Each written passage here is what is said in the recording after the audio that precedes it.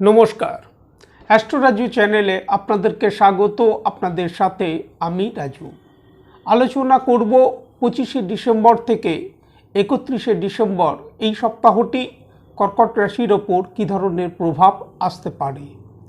এই সপ্তাহে চন্দ্রমাকে গোচরে বৃষভ রাশি, মিথুন রাশি ও কর্কট রাশিতে ভ্রমণ করতে দেখা যাবে।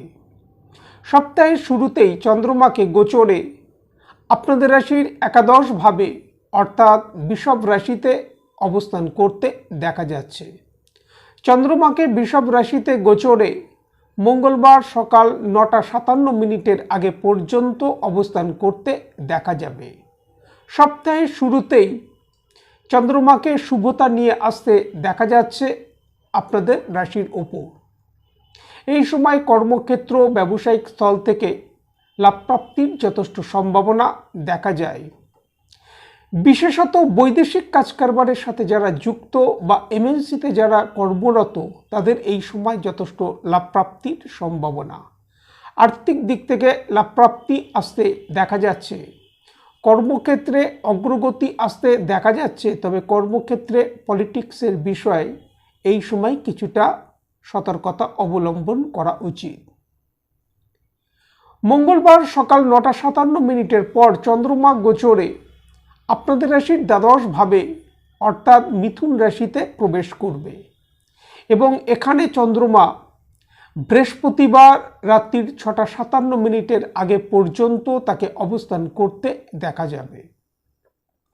এই সময় নিজের মানসিক স্থিতির সাথে সাথে শরীর স্বাস্থ্যের প্রতি খেয়াল রাখা উচিত।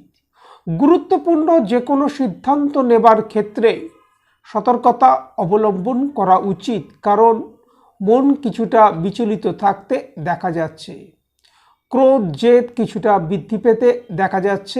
এই সময় খরচ এই সময় কিছুটা বৃদ্ধি পেতে পারে, তবে ভাগ্যের সহায়তা কিছু কিছু ক্ষেত্রে এই সময় আসতে দেখা যাবে। এনিমিরা সক্রিয় থাকবে, এই বিষয়ে সতর্কতা অবলম্বন করা উচিত। এই সময় বৃহস্পতিবার রাত্রির 6:57 পর চন্দ্রমা গোচরে আপনাদের রাশির ফার্স্ট হাউসে প্রবেশ করবে অর্থাৎ কর্কট রাশিতেই, তার স্বরাশি, এবং রবিবার প্রায় ভোর 6টার আগে পর্যন্ত চন্দ্রমাকে গোচরে কর্কট রাশিতেই অবস্থান করতে দেখা যাবে। এই সময় ভাগ্যের সহায়তা আসতে দেখা যাবে।